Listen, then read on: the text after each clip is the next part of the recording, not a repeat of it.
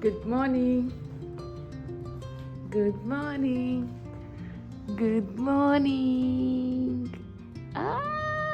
Good morning. Good morning. शादी के बाद लाइफ कितनी चेंज हो जाती है ना। घर मैनेज करना, बच्चे को देखना, हस्बैंड का ख्याल रखना।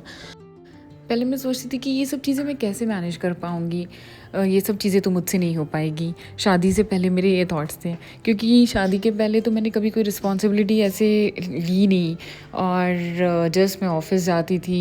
फिर घर पे भी कोई ऐसी रिस्पॉन्सिबिलिटी नहीं कि हाँ आपको ये करना है, किचन का देखना है, या फिर मम्मी की तरफ से भी कोई प्रेशर नहीं था।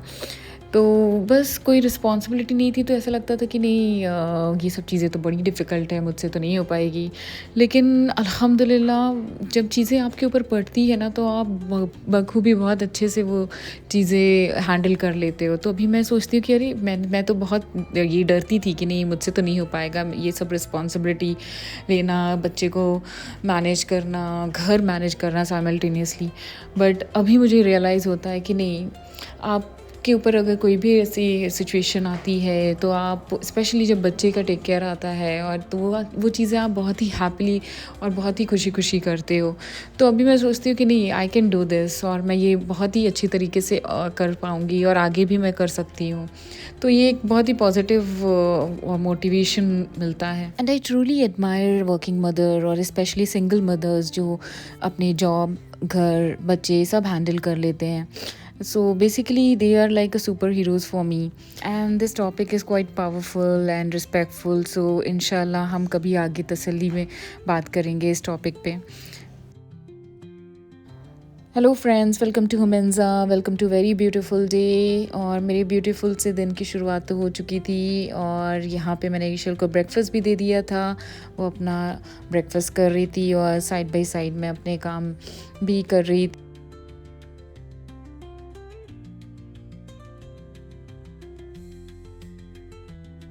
अच्छा, आजकल मैं नोटिस कर रही हूँ कि ईशल के खाने में बहुत टैंट्रम्स हो रहे हैं। Like when she was 6 months old, तो मैं उसको कुछ जो भी बना के देती थी, लाइक व्हेन प्योरी फॉर्म में, या फिर उसको मैं अलग अलग वैराइटीज़ भी देती थी, तो वो बड़ी हैप्पीली खा लेती थी। और अभी जैसे जैसे वो बढ़ रही है, मैं उसके खाने में वैराइटीज़ भी दे रही हूँ, और लेकिन उसके नखरे बहुत बढ़ रहे हैं, and she don't want to eat. So like it's very difficult for mothers to handle a kid, like जब उनके tantrums इतने बढ़ जाते हैं, और स्पेशली खाने को लेकर।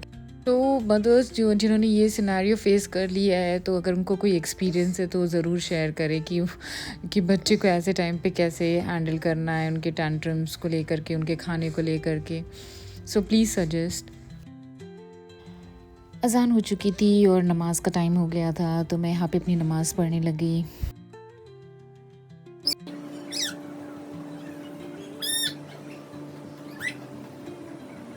आजकल टाइम कितनी तेज़ी से बीत रहा है। रमज़ान का ऑलमोस्ट 6th रोज़ा भी कंप्लीट होने को है, और हम पूरे साल कितने से वेट करते हैं रमज़ान का, और ये आता है और फटाफट दिन ऐसे भागते हैं जैसे पता ही नहीं चलता। अल्हम्दुलिल्लाह से 6th डे चल रहा था रमज़ान का। तो मैंने सारे काम अपने कंप्लीट कर लिए थे टाइम पे, और मैं आ गई थी किचन में। तो आज हमारी रमज़ान सीरीज़ व्लॉग में जो स्पेशल रेसिपी मैं आप सबसे शेयर करने वाली हूँ, वो है सैंडविच। तो ये सिंपल सी रेसिपी है, ज़्यादा टाइम कंज्यूमिंग नहीं है, और मोस्ट इम्पॉर्टेंटली बहुत ही टेस्टी बनती है। तो आप सबको ये बहुत पसंद आने वाली है। तो चलिए अब रेसिपी स्टार्ट करते हैं। तो सैंडविच में मैं जो फिलिंग यूज़ करने वाली हूँ, वो चिकन और वेजिटेबल्स की फिलिंग रहेगी। तो यहाँ पे मैंने चिकन ले लिया है, करीब करीब 750 ग्राम्स चिकन थे, और बोनलेस पीस लिया था। तो इसको मैंने अच्छे से वॉश करके इसको हमें बॉईल कर लेना है। चिकन हमारा बॉईल हो रहा था, तो मैंने सोचा चलो अभी वेजिटेबल्स की कटिंग कर लेते हैं और उसको भी रेडी कर देते हैं। तो यहाँ पे मैंने कॉर्न ले लिया था, और कॉर्न में मैंने वार्म वाटर, बॉयल वाटर डाल दिया था। उससे क्या है कि कॉर्न जो है हमारा वो सॉफ्ट हो जाएगा, और रॉ नहीं लगेगा। कॉर्न को मैंने ढक कर के साइड में रख दिया था, और अब बारी थी वेजिटेबल्स कट करने की। तो मैंने यहाँ पे प्याज लिया था, मिर्ची ली थी, और कैप्सिकम लिया था, और साइड ही में मैंने ऑलरेडी कैरेट को ग्रेट करके रखा हुआ था। ये बहुत काम आता है, इसलिए मैं इसको ऑलरेडी ग्रेट करके रख दी थी। तो यहाँ पे मेरे वेजिटेबल्स भी मैंने चॉप कर लिया था। यहाँ पे प्याज मैंने लिया है, गाजर लिया है, कॉर्न जो मैंने रखे थे वो लिए हैं, कैप्सिकम, हरी मिर्ची, और मैंने थोड़ा सा कैबेज भी ऐड कर दिया था। उतने में मेरा चिकन भी बॉईल हो चुका था, तो जस्ट मैंने उसको छोटे छोटे पीसेस में कट कर दिए थे। और आपने ध्यान में रखना है कि चिकन के श्रेडेड होने चाहिए, लाइक उसके चिकन के पीसेस जो है चंक्स में नहीं होने चाहिए, अदरवाइज़ वो सैंडविच में फिलिंग के टाइम पे भी डिफ़िकल्ट हो जाएगा।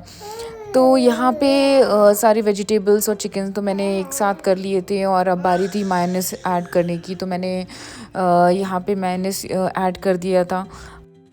आपको कितना स्पाइसी चाहिए उस हिसाब से आप यहाँ पे चिली फ्लेक्स ऐड करना। तो मैंने तो 2 चम्मच ऐड किए थे, और अब बारी थी ऑरिगेनो ऐड करने की। तो ऑरिगेनो 1 टेबलस्पून मैंने ऑरिगेनो ऐड किया था इसमें। थोड़ा सा ब्लैक पेपर भी बहुत अच्छा टेस्ट देता है सैंडविच को, तो फिर ब्लैक पेपर आप मस्ट ऐड करिएगा। उसके बाद बारी थी सॉल्ट ऐड करने की। तो एज़ यूजुअल सॉल्ट अपने टेस्ट के अकॉर्डिंग ऐड कर लीजिएगा। और अब बारी थी चीज़ ऐड करने की। तो मैंने 3 पैकेट चीज़ स्लाइस के लिए थे, और उसको मैंने छोटा छोटा कट करके ऐड कर दिया था। सो यहाँ पे हमारे सारे इंग्रेडिएंट्स रेडी थे, and now it's time to mix everything. So give a good mix. और उसके बाद मुझे थोड़ा सा लग रहा था कि हाँ मायोनीज़ कम था, तो मैंने थोड़े से मायोनीज़ और ऐड कर दिए थे। आप ध्यान रखना कि ये बहुत ड्राई नहीं लगना चाहिए मिक्सचर। अगर आपको लग रहा है कि हाँ थोड़ा कमी है बटर की या मायोनीज़ की या चीज़ की, तो वो आप अपनी तरफ से ऐड कर लीजिएगा। सो अभी हमारा मिक्सचर तो फिलिंग तो रेडी हो गया था। अभी बारी थी सब सैंडविच में फिल करने की। तो मैंने यहाँ पे सैंडविच ब्रेड ले लिया था, और मैंने दोनों ही स्लाइस के सैंडविचेस में मैंने बटर लगा दिया था। एक स्लाइस में मैंने हरी मिर्ची लगाई थी, हरी मिर्ची की चटनी, एंड एक स्लाइस में मैंने टोमेटो केचप लगाया था। और आपको एक बात का और ख्याल रखना है कि ओवर फिलिंग भी नहीं करना है, अदरवाइज़ आपके सैंडविच में से सारी फिलिंग निकलती जाएगी। तो खैर मैंने बारी बारी से मैंने सारे सैंडविचेस रेडी हो गए थे, और अब बारी थी इसे ग्रिल करने की। तो मेरे पास सैंडविच मेकर तो नहीं है, तो मैंने इसको अपने पैन में ही ग्रिल कर दिया था। तो यहाँ पे मैंने थोड़ा सा बटर लगाया था, और उसके बाद बारी बारी से मैंने सारे सैंडविचेस को ग्रिल कर दिया था। यहाँ पे फ्लेम बिल्कुल स्लो होनी चाहिए, नहीं तो आपका सैंडविच जल सकता है। और टाइम की बहुत कमी थी, तो मैंने 2 पैन रेडी कर दिया था, और मैंने जल्दी जल्दी फटाफट सारे सैंडविचेस को ग्रिल कर दिए थे बटर में।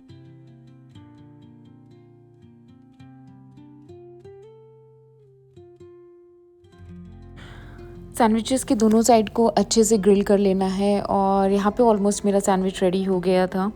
और ये देखिए हमारा फाइनल लुक था सैंडविच का। बहुत ही ज़बरदस्त बना था, और इतना टेस्टी लग रहा था कि मेरे घर पे तो सबको ये रेसिपी बहुत पसंद है, और सबकी फरमाइशें आती है कि हाँ ये वाला सैंडविच बनाओ।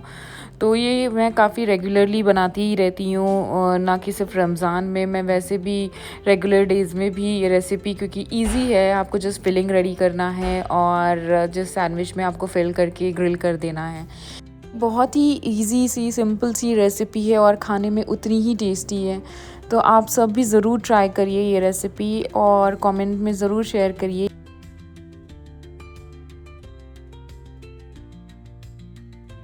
मगरिब का भी टाइम हो चुका था, और मैं यहाँ पे पैकेट्स वगैरह सब रेडी कर रही थी, और साइड बाय साइड मैं इफ़्तार टेबल भी रेडी कर रही थी। तो ये था हमारा इफ़्तार टेबल रेडी।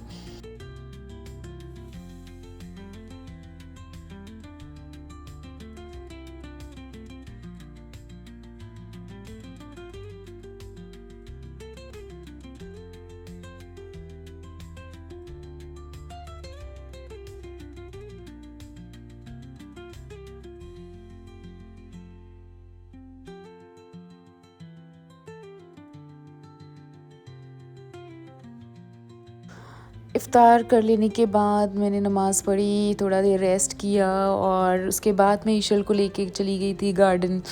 और वहाँ पे थोड़े टाइम मिशेल खेली, मैंने अपनी वॉक भी कर ली थी और ये उस टाइम का मैं शूट नहीं कर पाई थी। तो ये वापस आने के बाद मैं किचन में आ गई थी, टाइम हो गया था डिनर करने का और प्लस सहरी का भी अरेंजमेंट करने का। तो बस मैं यहाँ पे दूध वगैरह गर्म कर रही थी और साइड बाय साइड मैं डिनर भी लगा रही थी टेबल पे।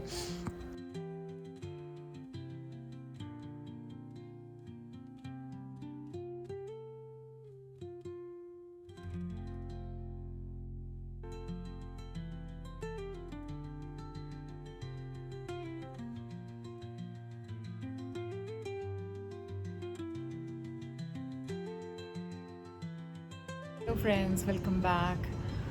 तो भी हमारा डिनर वगैरह तो हो चुका है और वैसे भी टाइम काफ़ी लेट हो चुका है, रात के बजे 11:30 और बहुत ही टायरिंग डे था। तो अभी बस जाके सो जाना है। तो खैर अभी टाइम आ चुका है ब्लॉग को एंड करने का और आप सबके सपोर्ट की बहुत ज़्यादा ज़रूरत है। अगर मेरा ब्लॉग आप सबको अच्छा लग रहा है तो प्लीज़ उसको अपने फ्रेंड्स और फैमिली में शेयर करिए और वीडियोस को ज़रूर लाइक करिए, चैनल को सब्सक्राइब करना ना भूलें। और तब तक के लिए अल्लाह हाफ़िज़।